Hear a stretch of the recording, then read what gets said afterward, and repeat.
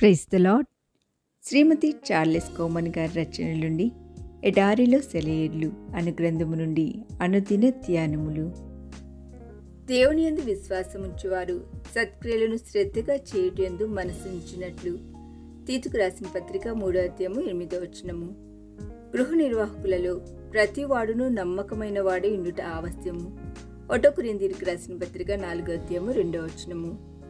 పట్టణం నడుబొడ్డున ఉన్న ఆ ముదుసలి కమ్మరివాణ్ణి చూసి అందరూ నవ్వుకున్నారు.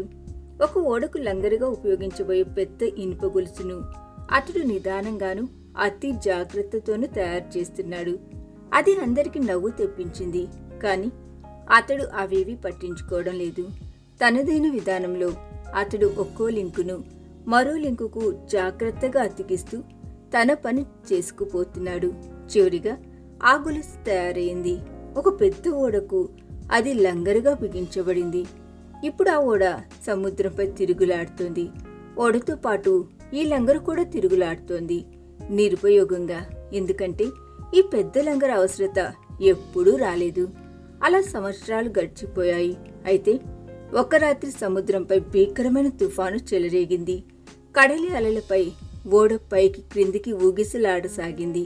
ఓడ నావికులు ఒకదాని తర్వాత ఒకటిగా ఓడుకున్న లంగరులన్నీ క్రిందికి దించేస్తున్నారు.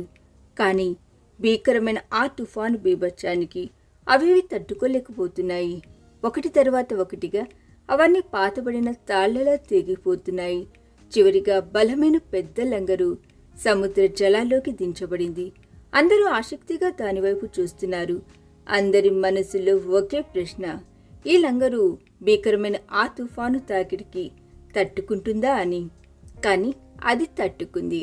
ఓడలోని వేలాది ప్రాణాలు, అందులోని విలువైన సరుకులు ఇప్పుడు ఆ శక్తివంతమైన ఇనుప గొలుసుపై సురక్షితంగా నిలబడ్డాయి.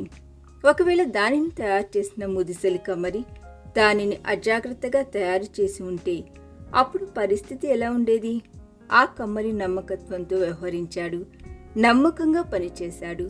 అతడు దానిని తన ప్రావీణ్యతనంతా ఉపయోగించి సమయం తీసుకుని నిదానమైన అతి జాగ్రత్తతో తయారు చేశాడు. అతడు దానిలోని ప్రతి లింకును బలంగా అతికించాడు. అందుకే అది అంత దృఢంగా తయారైంది. భీకరమైన పెనుగాలి తుఫానుకు తట్టుకుంది. బలమైన ఓడను సురక్షితంగా కాపాడగలిగింది.